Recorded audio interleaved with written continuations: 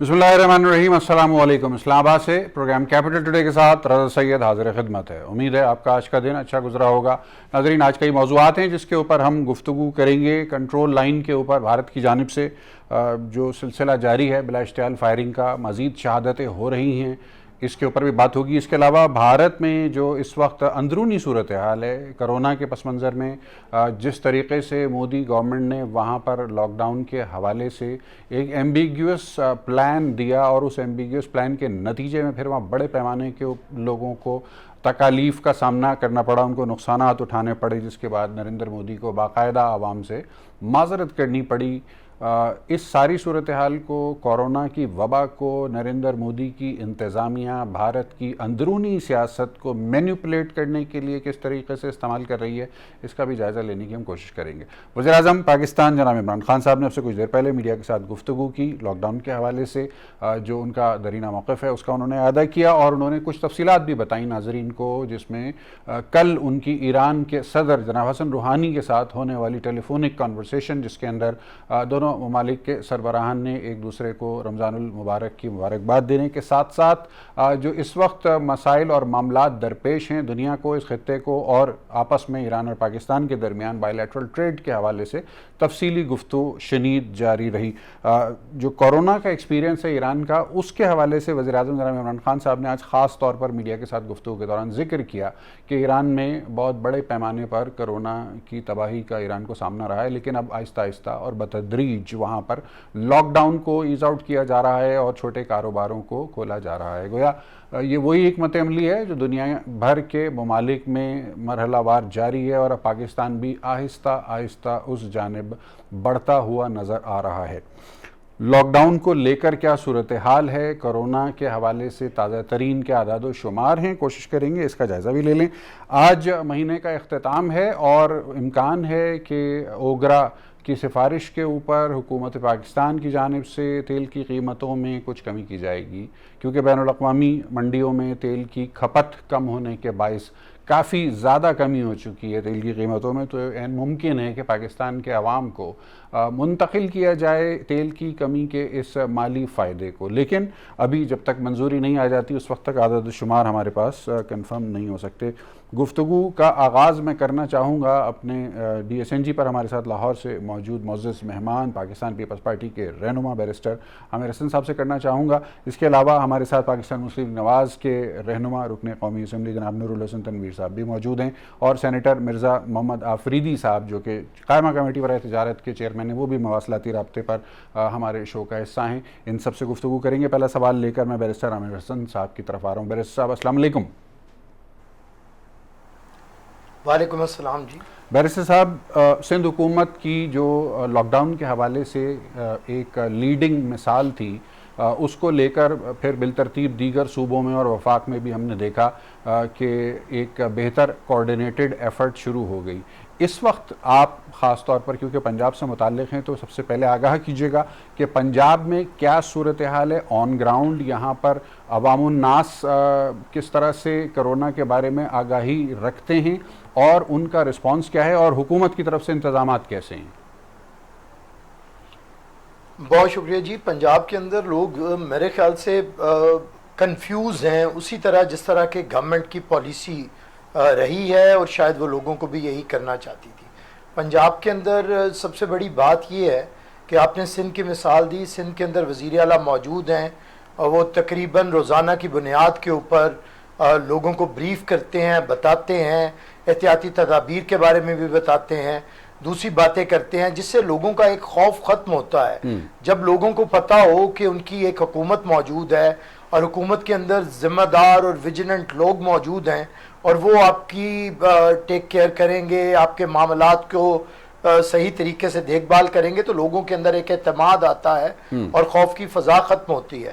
लेकिन पंजाब के अंदर बदकिस्मती है कि हमारे चीफ मिनिस्टर तो वैसे ही तकरीबन 20 महीने से ही वो क्वारंटीन में रहे हैं, कम ही बोलते हैं। पता नहीं अब उन्हें इजाज़त नहीं मिलती है या मैं नहीं कहता कि उन्हें बोलना नहीं आता हो। लफ्ज़ क्वारंटीन का बड़ा खूबसूरत सियासी इस्तेमाल किया इस वक्त आपने। जी देखें ना, 20 महीने से हैं पंजाब के लोगों ने उन्हें कभी बोलते नहीं देखा। हमने पहले एक वजीर आला देखे मियाँ शहबाज शरीफ साहब, वो बहुत ज़्यादा इन रहते थे यार, छोटी बात में बहुत सारा मामलात के अंदर।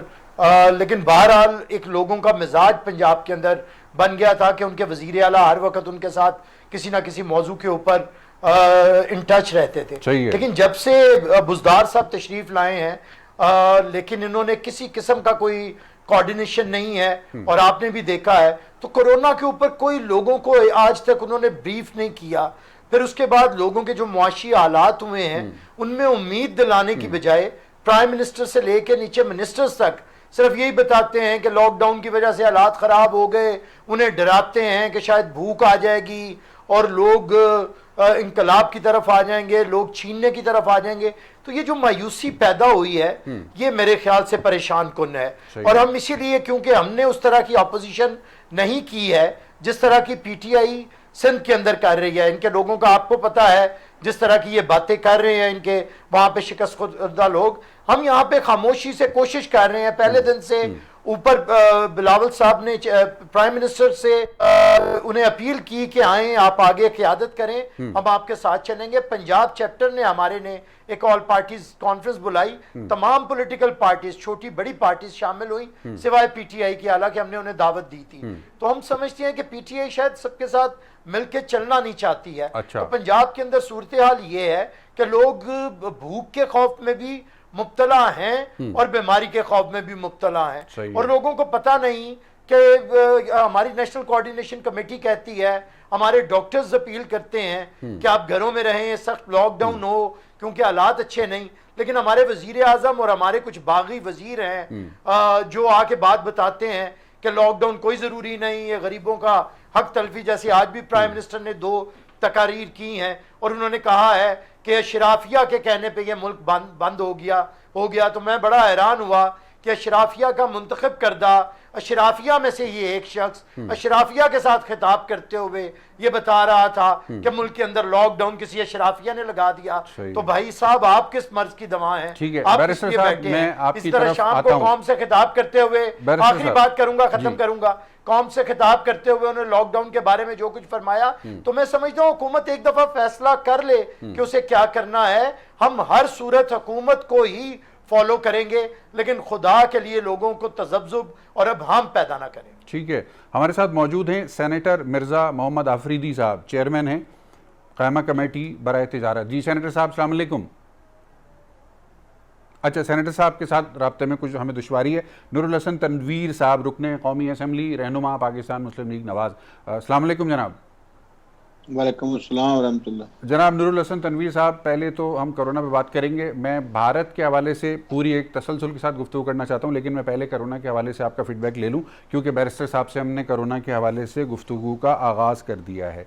इस वक्त आप खुद पंजाब से ही आपका ताल्लुक़ है और रुकने कौमी असम्बली हैं। आप ये फरमाइएगा कि कोरोना के हवाले से अब क्या सूरत हाल है आपके हलकों की तरफ, लोग किस हद तक कोरोना के खौफ और कोरोना की जो सूरत हाल है उससे बाहर निकलते हुए नज़र आ रहे हैं आपको? बहुत बहुत शुक्रिया कि आपने मुझे दावत दी। सूरत हाल ये है कि हमारे जो सो कॉल्ड प्राइम मिनिस्टर हैं, ये लोगों को इत्मीनान देने में नाकाम हो गए हैं कि आखिर इनकी पॉलिसी क्या है। और अच्छा। इनकी और हुकूमत पंजाब की और हुकूमत सिंध की और बाकी जो सूबे हैं KPK और बलूचिस्तान जो है उसमें क्या है, ये कंफ्यूज्ड हैं। इन्होंने पहले दिन से लेके आज के दिन तक कोई चीज़ वाज़ेह नहीं की।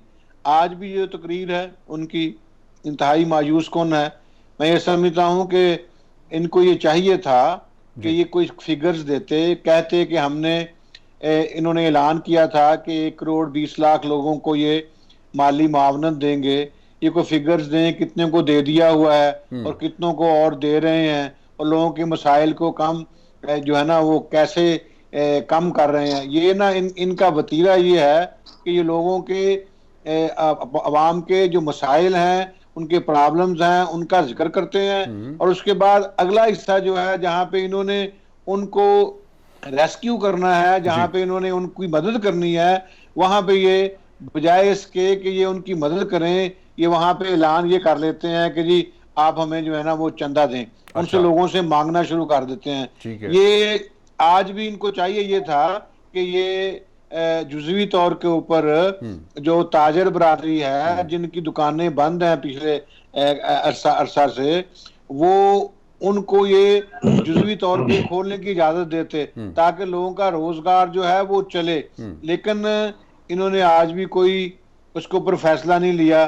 और उस वक्त जब हम ये कहते थे, हमारे सदर मोहतरम मियां शहबाज शरीफ जब लंदन से आए हैं और आके उन्होंने आते ही कहा कि जी आप लॉकडाउन करें, और उन इलाकों में जिन इलाकों में उस वक्त कोरोना की वबा पहुंच गई थी उनको आप लॉकडाउन करके सील करके वहां पे इंतजाम करवा के, वहां पे टेम्परेरी हॉस्पिटल्स का इंतजाम करवा के, ताफ्तान के बॉर्डर से ये लोग ज्यादातर आए हैं, तो वहां पे ये अगर कोयटा में इनको रोक लिया जाता और वहीं पे जैसे वुहान में चाइना ने जैसे किया है और वहां पे उन लोगों को जो मुतासरीन थे उनको अलहदा कर दिया जाता और जो ठीक थे उनको उनके घरों में जाने दिया जाता, तो आज सूरत हाल मुख्तलिफ होती। लेकिन इसके बावजूद जो है अल्हम्दुलिल्लाह पूरी दुनिया में पाकिस्तान फिर भी महफूज है, लेकिन हुकूमत जो है वो अभी तक कंफ्यूज है। ये कोई ऐसे मेयर्स लें जिसमें, लेकिन नूरुल हसन तनवीर साहब आप खुद एक्नॉलेज कर रहे हैं कि आदाद शुमार की रोशनी में पाकिस्तान की सूरत हाल बेहतर है, तो क्या इसमें हुकूमती इक़दामात का कोई क्रेडिट नहीं बनता? बोले इनकी अपनी तो 50-50 60-60 70-70 लोगों की कबीना का इजलास तो होता है, लेकिन जब हम कौमी असम्बली की बात करते हैं वहां पे ये भाग जाते हैं। अब इनको चाहिए कोई अमली इक़दामात करें, ये बहुत जरूरी है। कौमी असम्बली का इजलास जो है वो बुलाया जाए और वहां पे पाकिस्तान के जो अवाम के मसाइल हैं पूरे पाकिस्तान के, वहां बैठ के उनका हल निकाला जाए।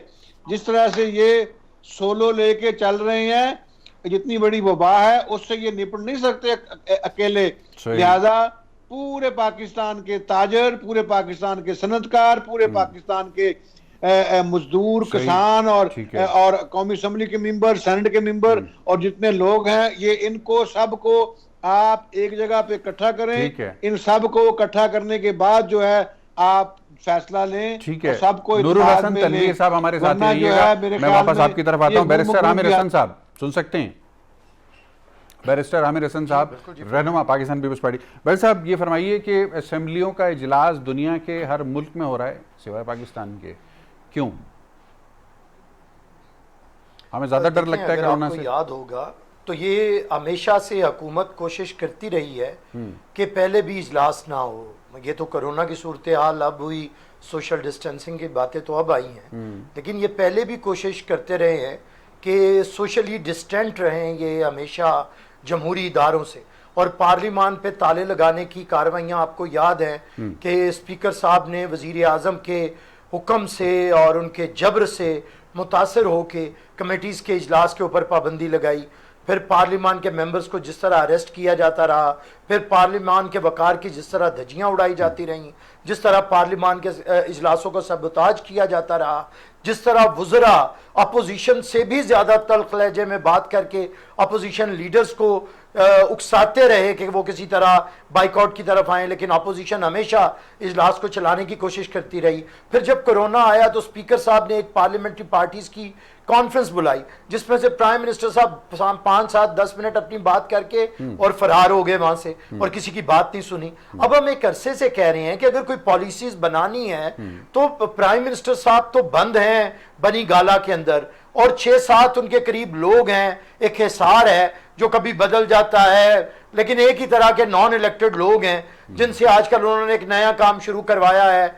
जैसे ये कॉमेडी के प्लेज आजकल ये स्टेज शोज आते हैं कि थोड़ी देर वजीर आजम खुद बात करते हैं, 2 मिनट किसी को शगुफे छोड़ने के लिए कहते हैं, 2-2.5 मिनट किसी और मस्खरे को देते हैं, 2 मिनट के लिए फिर कोई बात करता है। तो ये मज़ाहिया शो टेलीकास्ट करते हैं वो 20-25 मिनट का थोड़े दिन के बाद ना।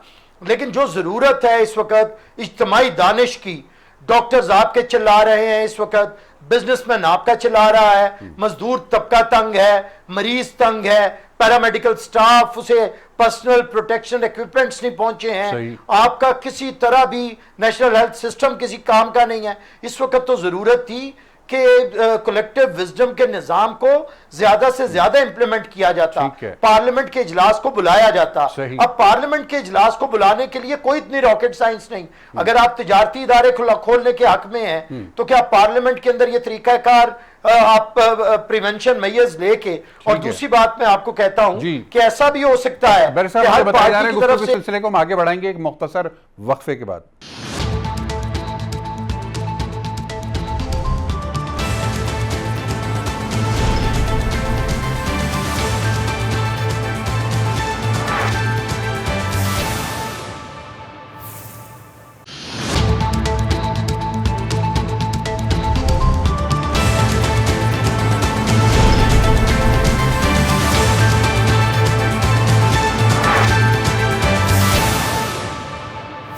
खुशामदीद। हमारे साथ मवासलाती राब्ते पर मौजूद हैं सेनेटर मिर्ज़ा मोहम्मद आफरीदी साहब, चेयरमैन हैं कायमा कमेटी बराए तिजारत के।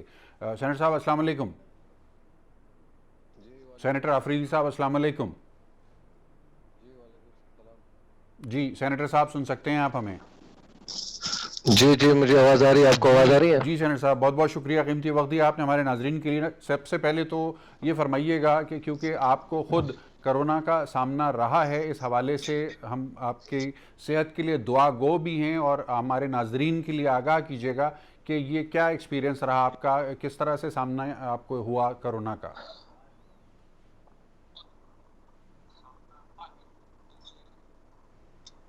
जी सेनेटर साहब। जी सबसे पहले तो मैं कहना चाहूँगा कि मैं खुद एक कोरोना का एक पेशेंट हूँ, और इस बारे में मुझे अच्छी तरह इल्म है, क्योंकि प्राइम मिनिस्टर साहब तो कहते हैं कि सिर्फ ये ना सिर्फ ये कि सिर्फ पाकिस्तान में है बल्कि सारी दुनिया में कोरोना फैला हुआ है। जिस तरह अभी थोड़ी देर पहले मिनिस्टर साहब ने भी कहा है, हमारे एक और साथी वो उन्होंने भी एक बात की है जी।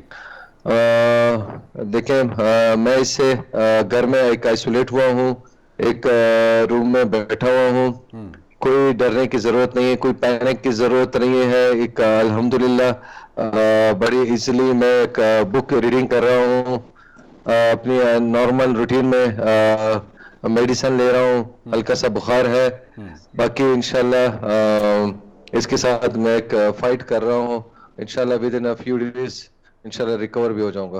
अच्छा सर साहब, ये अगर आप बताना पसंद करें कि ये डायग्नोस कब हुआ, कितना अरसा पहले आपको पता चला कि आपको कोरोना का सामना है? जी अगर ये मुझे सेकंड रमज़ान को आज से 4 दिन पहले मुझे डायग्नोज हुआ था, और 4 दिन पहले मुझे हल्का सा बुखार था। मैंने फिर अपना टेस्ट करवाया कि और बॉडी में थोड़ी सी इचिंग थी कि क्या इस तरह की क्या मसला आ रहा है, तो डायग्नोज हुआ कि कोरोना का है। तो फौरन मैंने अपने आप को आइसोलेट कर दिया एक सेपरेट रूम में, और मैंने अपने सारा एहतियात जो है, जो SOPs हैं उसके लिए वो मैंने अपनाई है। और मैं ये समझता हूँ कि जो हमारे डॉक्टर हजरात हैं उन्होंने फौरन मुझसे रब्ता किया, उन्होंने ऑनलाइन मुझसे बात की और उन्होंने मुझे बताया कि आपने क्या क्या मेडिसिन लेने हैं, आपने किस तरह इसका मुकाबला करना है। सही। और उसके बाद वो तदाबीर मैंने तैयार की, और उसके बाद अल्हम्दुलिल्लाह आज मेरा तीसरा दिन है और मैं अल्हम्दुलिल्लाह आई एम फीलिंग बेटर। बहुत ये नहीं बड़ी इत्मीनान बख्श बात है। सेनेटर साहब हमारे साथ ही रहिएगा, मैं दोबारा आपकी तरफ आऊँगा, थोड़ी सी कुछ पॉलिटिकल गुफ्तगू भी आपके साथ रखी जाएगी। बैरिस्टर आमिर हसन साहब पाकिस्तान पीपल्स पार्टी के रहनुमा इस वक्त हमारे साथ मौजूद हैं। बैरिस्टर साहब सुन सकते हैं? जी बिल्कुल जी। बैरिस्टर साहब हमने इब्तिदा में बात की थी भारत के हवाले से, थोड़ा सा मैं उसके ऊपर आपका कमेंट ज़रूर लेना चाहता हूँ। भारत एक बहुत बड़ा मुल्क है, 1.25 अरब से ज़ायद उनकी आबादी है, और बड़ी डाइवर्स किस्म की डेमोग्राफी है उनकी पॉपुलेशन की। अगर अदाद शुमार की रोशनी में देखा जाए तो हिंदू जो धर्म से ताल्लुक़ रखने वाले लोग हैं वो वहाँ पर अक्सरियत में, लेकिन हिंदुओं के अंदर फिर फर्दर बहुत सारी सब कास्ट सिस्टम भी वहाँ पर पाया जाता है। गोया कि जो मराठी याफ्ता तबका है भारत का वो बहुत ही एक छोटा सा तबका है और बहरहाल वो हिंदू कम्युनिटी को बिलोंग करता है। खुदा न खास्ता हम हिंदू कम्युनिटी को क्रिटिसाइज़ नहीं कर रहे हैं यहाँ पे, लेकिन जो मोदी साहब का हिंदुता का जो बयानिया है, जिसको वो फर्दर कर रहे हैं, जिसको वो लेके चल रहे हैं, 1.25 अरब से ज़ायद आबादी पर एक डाइवर्स आबादी को तकसीम दर तकसीम का जिस तरह से उन्होंने सामना रखा हुआ है, उनका क्या मकसद क्या समझ में आता है? क्या मराठी याफ्ता हिंदुओं के अलावा भारत में बाकी सारे लोगों को निकाल बाहर किया जाएगा, मार दिया जाएगा, या क्या किया जाएगा उनके साथ? देखिए, जो हिंदुस्तान है, अगर हिंदुस्तान के जो फाउंडर हैं या फादर हैं जिन्हें बापू कहते हैं, वो गांधी जी थे, और गांधी जी का जो फ़लसफ़ा था वो अदम तशद्दुद का था और इक्वलिटी का था। आप जानते हैं कि गांधी जी की सारी स्ट्रगल गरीबों के लिए, मज़दूरों के लिए और नस्ली मुनाफरत के ख़िलाफ़, इवन वो साउथ अफ्रीका भी गए और जब भारत भी आए वापस, जब यूनाइटेड इंडिया था, उधर आके भी उन्होंने नमक के जो कानों में काम करने वाले मजदूर थे उनके साथ ज़िंदगी गुजारी। तो एक तो तसव्वुर हमें हिंदू मत का वहाँ से मिलता है पॉलिटिकली, लेकिन बड़ा ख़तरनाक तसव्वुर है जो नरेंद्र मोदी ने गुजरात में उजागर किया था, जिसे दुनिया भर ने बुचर ऑफ गुजरात कहा था। और ये बात पाकिस्तान ने तो शायद इतना प्रोपेगेंडा इसका नहीं किया, लेकिन अमेरिका के अंदर, यूरोप के अंदर और दूसरे तरक्की याफ्ता ममालिक ने नरेंद्र मोदी की बड़ी मुखालिफत की थी। दाखिला बंद और कर आज दिया, भी अमेरिका ने उनको नरेंद्र एंट्री मोदी नहीं का हिंदू, जी बिल्कुल, और दहशतगर्द समझा जाता था। अब हिंदुत्व का जो आपने बात की है, अगर जो चीज़ ये लेके आना चाह रहे हैं, मोदी की पॉलिटिक्स ही इस पे खड़ी है कि वो इंडिया को गांधी जी के भारत से बदल के नरेंद्र मोदी का एक इंतहा पसंद भारत बनाने में किसी हद तक वो कामयाब भी हो गया है, इसीलिए उसे दूसरी दफा ये मौका मिला है। और अब भी इस बीमारी से जिस तरह खेला जा रहा है, लो कास्ट वो हिंदूज हों या मुस्लिम्स की तरफ जिस तरह इशारा किया जाता है या जिस तरह उन्हें निशाना बनाने की कोशिश की जा रही है, ये बड़ा घिनौना अमल है। और हम समझते हैं कि कल जो अमेरिका के अंदर वाइट हाउस ने, ये कोई मैं नहीं समझता कि हादसाती था कि इन्हें फॉलो करना बंद किया, प्राइम मिनिस्टर ऑफ इंडिया को, प्रेसिडेंट को, प्राइम मिनिस्टर ऑफिस को।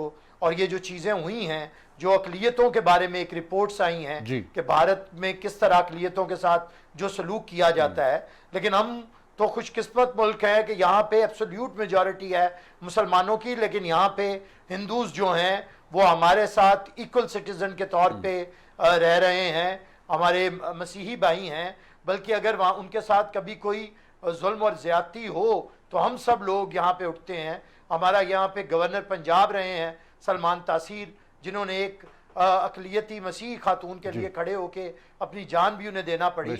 और यहाँ पे हमारी हिंदू कम्युनिटी सिंध के अंदर बड़े बेहतरीन ओहदों के अंदर भी हैं और इक्वली रह रहे हैं। तो मैं समझता हूँ कि भारत जैसे मुल्क में जहाँ पे एक इतनी बड़ी माइनॉरिटी है मुस्लिम्स की, और अगर ये सारी लो कास्ट भी सारे आप शामिल करें तो ये एक एब्सोल्यूट मेजॉरिटी बनते हैं। लेकिन एक महदूद वो एलीट है जो वहाँ पे मजहब की बुनियाद पे और जिसकी नुमाइंदगी नरेंद्र मोदी कर रहा है, अगर वो करेगा तो खुदा न खास्ता हम नहीं चाहते कि भारत को नुकसान पहुंचे, हम किसी मुल्क के बारे में बुरा नहीं सोचते, लेकिन हम चाहते हैं कि गांधी का भारत दोबारा नजर आए, क्योंकि गांधी का भारत आएगा तो फिर पाकिस्तान और भारत मिलके आगे बढ़ के इकट्ठे होके गुर्बत और गुर्बत के खिलाफ और जहालत के खिलाफ काम कर सकते हैं। लेकिन अगर ये नरेंद्र मोदी का भारत होगा तो फिर वहां पे अकलियतों के खिलाफ जंग होगी, तासुब होगा, तो फिर पाकिस्तान के खिलाफ तासुब तो फिर उनकी बुनियादी जिम्मेदारी समझने या पॉलिसी समझने। साथ ही रहिएगा हमारे, इस वक्त हमें पूरी मुस्लिम उम्मा को भी इस इशू को उठाना है। नूरुल हसन तनवीर साहब रुकने कौमी असम्बली पाकिस्तान मुस्लिम लीग नवाज हमारे साथ मवासलाती राब्ते पर मौजूद हैं। नूरुल हसन तनवीर साहब, 2.25 अरब इंसान इस खित्ते में रहते हैं, जनूबी एशिया जिसको कहा जाता है। भारत सबसे बड़ा मुल्क है, पाकिस्तान है, बांग्लादेश है, श्रीलंका, नेपाल, भूटान वगैरह सार्क ममालिक को अगर आप शामिल कर लें तो तकरीबन 2.25 अरब की आबादी बनती है। इस 2.25 अरब की आबादी के अंदर एक ऐसा टाइम बॉम्ब, एक ऐसा नज़रिया कि जो खुद अपने ही मुल्क के लोगों के खिलाफ हो, अपने ही मुल्क के लोगों का दुश्मन हो, उससे ना सिर्फ भारत की जो इंटीग्रिटी है उसको क्या ख़तरात हैं, बल्कि इस पूरे खित्ते को आप किस तरह से मुतासिर मुमकिन तौर पे होते हुए देखते हैं उस हिंदुता के टाइम बम फिलॉसफी के हाथों, कि जिसको नरेंद्र मोदी साहब जो हैं वो रोज़ाना जिसकी आबियारी कर रहे हैं भारत के बेगुनाह लोगों के खून से।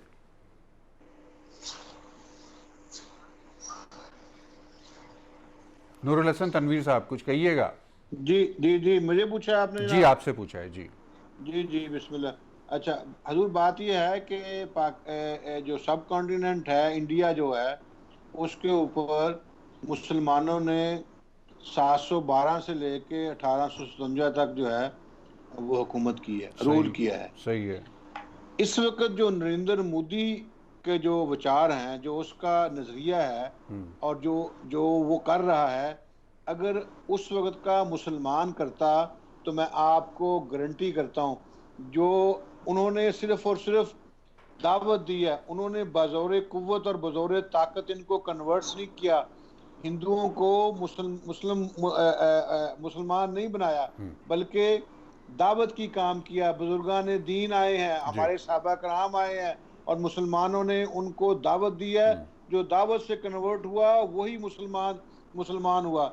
जिस तरह का रवैया इस वक्त मोदी ने अपना रखा है, अगर यही रवैया हमारे जो मुसलमान हुक्मरान थे वो अपनाते तो आज आपको इंडिया में कोई हिंदू न मिलता, बल्कि हिंदू जो मजहब है वो खत्म हो चुका होता।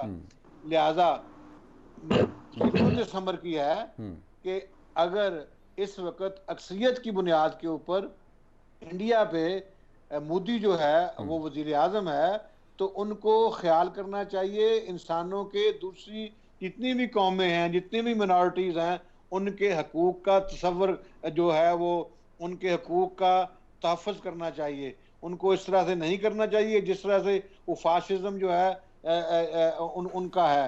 जो मोदी डॉक्ट्राइन जो है वो है कि दूसरों को ख़त्म कर दो जी। लेकिन इस सूरत हाल में जो उम्मीद की किरण है वो इस तरह से पैदा हुई है कि अल्हम्दुलिल्लाह मुत्तहिदा अरब अमारात से, सऊदी अरेबिया से ये आवाज़ें आने शुरू हो गई हैं। ये एक ठंडी हवा का झोंके की मानंद है कि उन्होंने इन आवाज़ उठाना शुरू कर दी है। और मैं ये समझता हूँ इसमें जो पाकिस्तान का साल हर साल से जो मौक़िफ़ है बर्र-ए-सगीर के मुसलमानों के लिए और ख़ास तौर पे इंडियन मुसलमानों के लिए, कश्मीरियों के हवाले उसको से तक़वियत मिली है। इसमें वो सारी पाकिस्तान की जो हुकूमतें हैं उनको क्रेडिट जाता है। उन्होंने जो मुसलमान हैं बर्र-ए-सगीर के, उनके लिए हमेशा आवाज़ उठाई है। बिल्कुल तमाम, इसमें ये बात खुशाइंद है कि पाकिस्तान की तमाम सियासी जमातों की पॉलिसी में तसलसल है भारत के हवाले से और मकबूजा कश्मीर के हवाले से। बिलखुसूस गुफ्तगू के सिलसिले को आगे बढ़ाएंगे एक मुख्तसर वक्फे के बाद।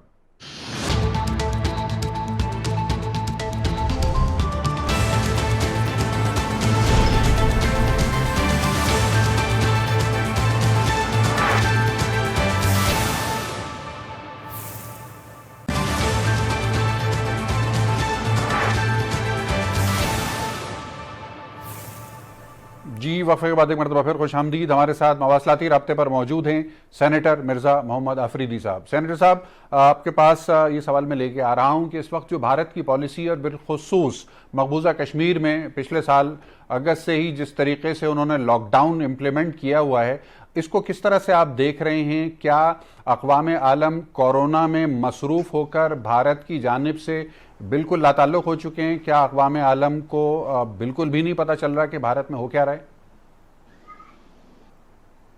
जी बेसिकली ये बहुत अहम इशू है। देखें, जब से कश्मीर पे उन्होंने कब्जा किया हुआ है और ये अभी एक हिंदू कम्युनिटी को अपने नेशनल बना रहे हैं वहाँ पे, और हिंदुओं को बोल रहे हैं कि जाए वहाँ पे अपने आप को इंदराज करें, अपने आप की नेशनैलिटी लें, ताकि कल अगर कोई इस तरह की इलेक्शन की कोई बात हो ताकि वो एक मेजॉरिटी में आ जाए। और ये शुरू से इनका यही प्लान था, इनका मकसद भी यही था। क्योंकि अगर आज पूछा जाए, आज वहां से आवाम से पूछा जाए कि आपने किस साइड पे ले जाना है, तो वो बेसिकली वो अपने ही आज़ादी के बारे में बात करेंगे।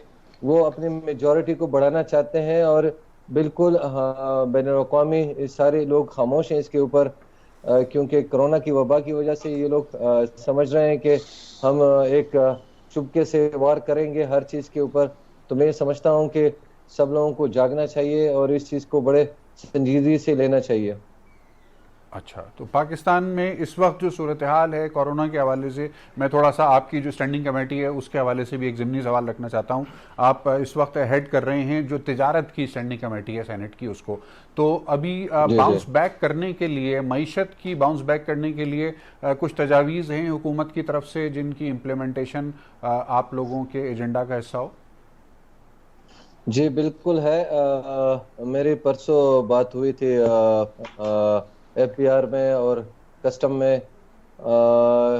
सबसे पहले मैं पहले भी कह चुका हूँ बहुत दफ़ा, जो मेजर मसला आ रहा है हमारे इंपोर्ट में हमारे पास बहुत ज़्यादा कंटेनर वहाँ पे खड़े हुए हैं पोर्ट के ऊपर। लोगों के पास पैसे नहीं है अपने ड्यूटियाँ जमा कराने के लिए, लोगों के पास डैमरेज के लिए पैसे नहीं है, लोगों के पास वो चीज़ रिलीज करने के लिए कस्टम अपने गुड्स को। मेरी टाइम्स में बात हुई है कि वो उनके लिए फौरन राब्ते करें और उन लोगों को रिलीफ दें उसके बारे में। जो बिजली के बारे में है वो ऑलरेडी आपको पता चल चुका है। आज जैसे हमारे इंडस्ट्री एंड प्रोडक्शन के मिनिस्टर साहब ने एक फंड्स के बारे में बता दिया है। और जिस तरह हमारे बाकी जो हमारे छोटे स्टोर हैं जिनके अभी लॉन्चिंग होनी थी, काफ़ी चीज़ों की प्रोडक्शन तैयार है लोगों की, वो अभी प्रोडक्शन नहीं हुई। तो आज सब लोगों ने राब्ते भी किए और इंशाल्लाह उम्मीद है कुछ दिनों में उनकी मीटिंग जो है हम कॉमर्स मिनिस्ट्री में करवाने लगे हैं, ताकि ये लॉकडाउन में हम थोड़ी सी नरमी लेके आए। सजेशन में ये है कि हम ऑनलाइन सिस्टम ऑलरेडी हम दे चुके हैं कि ऑनलाइन अपनी तिजारत लोग करना शुरू कर दें। थोड़ी बहुत इंशाल्लाह थोड़ी और भी नरमी लेके आएंगे। जिस तरह आज प्राइम मिनिस्टर साहब ने कहा है कि पाकिस्तान अल्हम्दुलिल्लाह इस चीज़ से काफ़ी उस स्टेज से निकल चुका है, जो इंटरनेशनली जितने भी हमारे बाकी मुल्क हैं वो लोग उसके काफ़ी ज़्यादा शिकार हैं। अल्हम्दुलिल्लाह हमने पहले से ही गवर्नमेंट ने एक ऐसा एक्शन लिया हुआ था जिससे हमारे ये कोरोना का जो पेशेंट है वो इतने ज़्यादा स्प्रेड नहीं हुए, इतनी तादाद में नहीं गए। अभी अल्हम्दुलिल्लाह हम अगर थोड़ा सा और गुजारा कर लें तो इंशाल्लाह पाकिस्तान चाइना के बाद दूसरा मुल्क होगा जो इस कोरोना की मरज से निकल जाएगा। ठीक है। बैरिस्टर आमिर हसन साहब पाकिस्तान पीपल्स पार्टी के रहनुमा हमारे साथ मौजूद हैं। बैरिस्टर साहब ये फरमाइएगा कि कोरोना के पस मंज़र में जो मईशत के ऊपर असरात हैं, ज़ाहिर पूरी दुनिया में हैं, लेकिन पाकिस्तान की हम बात कर रहे हैं, तो अभी इतलात आ रही हैं कि FBR को काफ़ी संगीन किस्म के शॉर्टफॉल का सामना है और ऐन मुमकिन है कि जो तेल की कीमतों में जिस किस्म की कमी की तवक्को की जा रही है, शायद FBR का मौक़िफ़ उससे मुख्तलिफ हो और वो पेट्रोलियम के ऊपर लेवी बढ़ा के अपने शॉर्टफॉल को कवर करने की कोशिश करे। क्या मुमकिनात नज़र आते हैं आपको इस हवाले से? देखिए रजा भाई, ऐसे ही होता रहा है। ये नहीं कि ये कोई कोरोना की सूरत हाल की वजह से है। इस हुकूमत ने जब से इकोनॉमी को संभाला है, आजकल दोबारा से असद उमर साहब लाइक फाइक का लिबास पहन के बैठ गए हैं। नहीं तो 10 महीने पहले इन्हें जिस बड़े बेआबरू हो के तेरे कूचे से हम निकले, आपको याद होगा कि प्राइम मिनिस्टर ने कहा था कि मैं निकम्मे और नकारा और निकट्टू लोगों को कैबिनेट में बर्दाश्त नहीं करूंगा। तो जो इन्होंने मईशत का हाल किया है वो कोरोना की वजूहत नहीं है। मईशत पहले से ही लोगों के हाथों में बर्बाद रही है और इनको जो कभी प्राइम मिनिस्टर साहब कहते थे कि जब हुक्मरान डाकू हो तो वो पेट्रोल पे जगह टैक्स लेता है, तो ये जगह टैक्स इस हुकूमत का खासा बन चुका है। तो रजा भाई ये इसी पे चलेंगे। आप देखें ना, आज तक इन्होंने टैक्स नेट को उस तरह नहीं बढ़ाया है। इनडायरेक्ट टैक्सेशन जितनी है उसी को बढ़ाए जाते हैं, या जो टैक्स देने वाला तबका है उसी पे। आज मैं सुन रहा था FBR की तरफ से आया कि सुपर कोरोना टैक्स कोई लगाया जा रहा है। अच्छा, अब ये लेवी टैक्स जो है जिसे ये जगह टैक्स कहा करते थे, वो जगह टैक्स भी शुरू से लेते हैं। वजह यह है कि जब आपको मईशत को चलाना नहीं आता, मईशत के बारे में आपको बुनियादी उसकी नौ-हाव नहीं है, और जब आप सिर्फ एक कान से सुनते हैं और दूसरे से आके सुनाना शुरू कर देते हैं। देखिए, हमारे प्राइम मिनिस्टर साहब अपने आप को कोई मोटिवेशनल स्पीकर समझते हैं, तो मैं उन्हें कहूंगा कि मौलाना तारिक जमील साहब के साथ ये एक बनाएं ग्रुप और निकल खड़े हों, वो तबलीग करें और ये दूसरी अखलाकी दर्स लोगों को देना शुरू कर दें। प्राइम मिनिस्टर का काम ये नहीं होता। प्राइम मिनिस्टर का काम होता है कि जो आपके पास रिसोर्सेज होते हैं उन्हें किस तरह अच्छे तरीके से इस्तेमाल करना है, कौम के मोरल को किस तरह बुलंद करना है, कौमी इत्तेफाक राय पैदा करके कैसे पॉलिसीज बनानी है। मईशत के बारे में 20 महीने में हम खामोश तमाशाई बन के कितनी देर तक देखते रहे।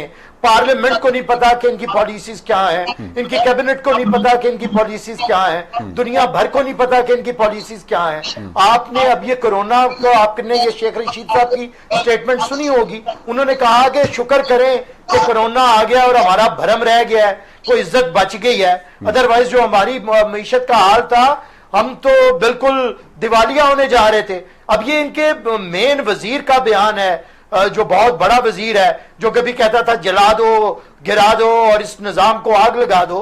तो मैं समझता हूं कि जब आप लोग इज्तिमाई दानिश की तरफ नहीं आते, आप अपनी अना परस्ती के हॉल के अंदर रहते हैं, अपनी नकम्मेपन को ही अपनी बड़ी बुकरातियां समझते हैं, के आगे झाड़ते रहते हैं। आप रोज हमें आके तारीख सुनाना शुरू कर देते हैं।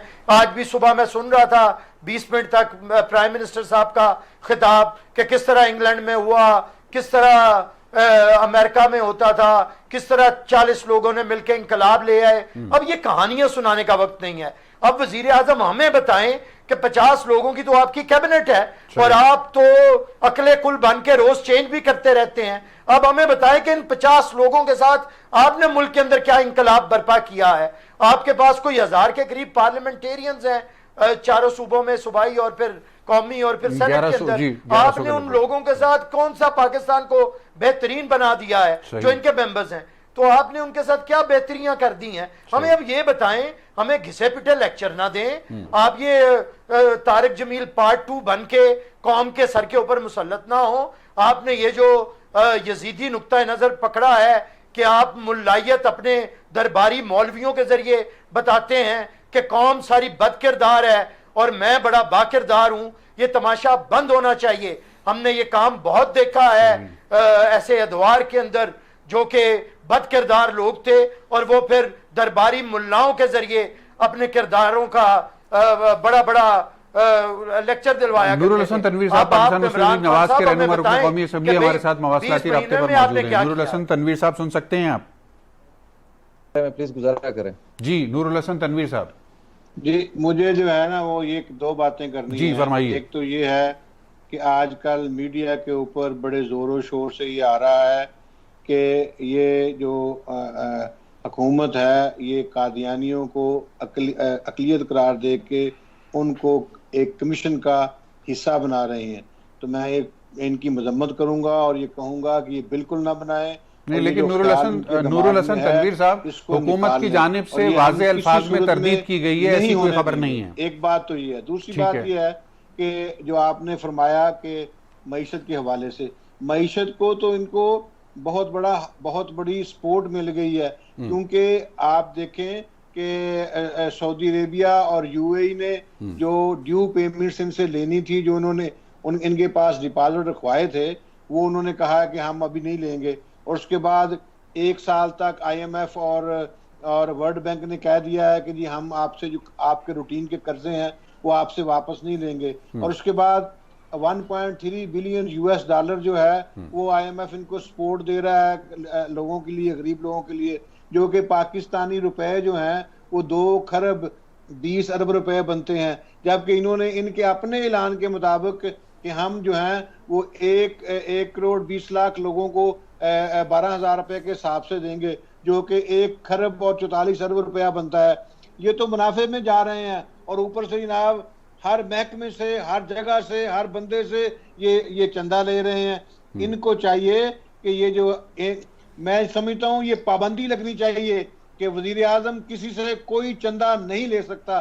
जब आप पूरी दुनिया से मांग रहे हैं तो गरीब अवाम के पीछे भी हो गए आप। ओवरसीज नहीं, पाकिस्तानी तो फिर जो हैं, वसाइल का जो फंसे वसाइल हुए का हैं वहाँ पे बंदोबस्त कैसे UAE में, होगा? उनको वापस लेके आए। सऊदी अरेबिया में फंसे हुए हैं, उनको वापस लेके आए। और आप ये देखें कि फ्रांस में, इटली में और स्पेन में लोग जो है वो जो फौत हो गए हैं, जिनकी लाशें जो है वो इंतजार कर रही हैं पाकिस्तान ट्रैवल करने के लिए, उनके मसाइल को हल करो। और यहाँ पे जो है एक अजीब तमाशा है कि लोगों के मसाइल को हल करने की बजाय, लोग अवाम के जख्मों के ऊपर मरहम रखने की बजाय ये हमसे चंदे मांग रहे हैं। ये किस किस्म का वजीर आजम है? इसको जो अगर वजारत उज़्मा मिली अच्छा, गई है तो उसको नूरुल चाहिए हसन कि तनवीर वज़ीर साहब, आज़म आपने एक का बड़ी मतलब दिलचस्प मामले की बन के तरफ दिखा दे। निशानदेही की है। उन पाकिस्तानियों के बारे में जो इस वक्त बैरून मुल्क फंसे हुए हैं, लेकिन ये भी तो देखने को मिल रहा है कि पाकिस्तान इंटरनेशनल एयरलाइन का जो अमला है वो ताउन नहीं कर रहा है इंतजामिया के साथ, और कहा जा रहा है कि ज्यादातर ये वो लोग हैं जो सियासी तौर पर भर्ती शुदा हैं और वो इस वक्त इंतजामिया के लिए दर्द सर बने हुए। गवर्नमेंट जो है वो जी, कसूरवार है। मैं इसके बारे में मैं कुछ बताना चाहता हूँ इसके बारे में। देखिए बैरिस्टर साहब, आप ये मेरे दूसरे साथी ने ये बात की है कि मईशियत की बात की है, तो कौन सी मईशियत की बात की है? ये कौन से पैसे हम दे रहे हैं वहां पे? ये किसने पैसा लिया था? ये कर्जा किसने लिया था? पहले तो आप सिर्फ इसको देखें, पहले तो आप सिर्फ इसको देखें। मैं आपको रिपोर्ट आ चुकी है, आपको बिल्कुल मानते हैं। आ चुकी है जिसमें कहा कि 2009 से लेके 18 तक जितने कर्जे लिए गए हैं बिल्कुल सही लिए गए, और जहाँ के लिए गए वहाँ लगा दिए गए हैं। ये रिपोर्ट आई। अच्छा, ठीक है जी, सेनेटर साहब आप बात मुकम्मल कीजिए। बनाया था इमरान खान ने, जो कमीशन बनाया उसको करें आप। दुनिया को पेट में लिया हुआ है और चीनी का हिसाब दें। सिर्फ पाकिस्तान की इकोनॉमी की बात नहीं हो रही, सारी दुनिया की। आप अमेरिका की इकोनॉमी की बात करें, ये हुकूमत जो है झूठ की बुनियाद के ऊपर चल रही है, रोजाना की बुनियाद के ऊपर ये झूठ बोलते हैं। वहां पे क्या हालात है? वहां पे क्या हालात है? आप IMF की कर्ज की बात कर रहे हैं। देखें, इकोनॉमी कर्जे लिए गए हैं वो बिल्कुल प्रोजेक्ट्स के ऊपर लगा दिए गए पूरी ईमानदारी से। इमरान खान ने जो कमीशन पिछले दिनों कायम किया था उसने कौमी असेंबली में रिपोर्ट दे दी है, और रिपोर्ट के मुताबिक जितने कर्जे लिए गए हैं वो उन प्रोजेक्ट्स के ऊपर लगाए गए हैं। उसमें पीपल्स पार्टी की हुकूमत और मुस्लिम लीग नून की हुकूमतों ने जितने कर्जे लिए वो बिल्कुल जायज तरीके से लगा दिए गए। अगर कोई उसमें बात है तो वो लेके आए। जी सेनेटर साहब, कुछ कहना चाहेंगे आप? और आटा चोरों और चीनी चोरों को भी पकड़े और उनको सजा दें। अब 25 तारीख को उन्होंने ऐलान किया था, क्यों डिले किया है अभी? ये एक झूठ के ऊपर झूठ बोलते हैं। आप इकोनॉमी की बात कर रहे हैं। देखिए, इकोनॉमी खाली एक इकोनॉमी हमें मिली थी प्लेट में खाली, ठीक है। उसके बाद आज हम ये सारे कुछ भुगत रहे हैं। आपका स्टॉक एक्सचेंज देख लें, भुगत रहे हैं। आज आपका खजाना देख लें, उस वक्त बिल्कुल अच्छी हालत में था। आपको पुराने टाइम मिला है, अमन और अमान का मसला हो, आप कर रहे हैं, अगर मौका केवल मिला है आपको। और दूसरा ये बैरिस्टर साहब आखिरी 1 मिनट है, बैरिस्टर साहब कंक्लूड कीजिएगा, 1 मिनट है आखिरी। मैं अफरीदी साहब को कहता हूं, अफरीदी साहब शरीफ आदमी हैं, उनका नहीं काम कि वो PTI को डिफेंड करें। वो हर हुकूमत का हिस्सा रहे हैं और आज़ाद ख्याल आदमी हैं। छोड़े किस जमघट्टे में अपने आप को फंसा रहे हैं। PTI तो लोगों को यूज करती है, कभी फरदोस, कभी तो कर रही है ना आदमी को। आप शरीफ आदमी, आप छोड़े, आप किस गंद में पड़ गए हैं? आप अवाम के हालात की बात करें, छोड़े इन्हें। ये तो खा पी गए हैं चीनी आटे में। और ये जो आपको भी पता चलेगा कि कोरोना के मामले में फील्ड हॉस्पिटल्स में, या लाहौर का जो फील्ड हॉस्पिटल है या हमारे डिविजनल फील्ड हॉस्पिटल्स हैं, उसमें किस तरह इन्होंने दिहाड़ियां लगाई हैं इनके लोगों ने।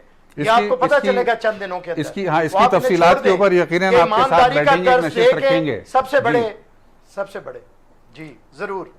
नाज़रीन, दामन वक्त में गुंजाइश खत्म हो रही है। गुफ्तगू और मुकालमा तो बहुत दिलचस्प है और बड़े दलाइल और जवाबी दलाइल भी चल रहे हैं सूरत हाल को, लेकिन बहरहाल हमें समेटना पड़ जाएगा।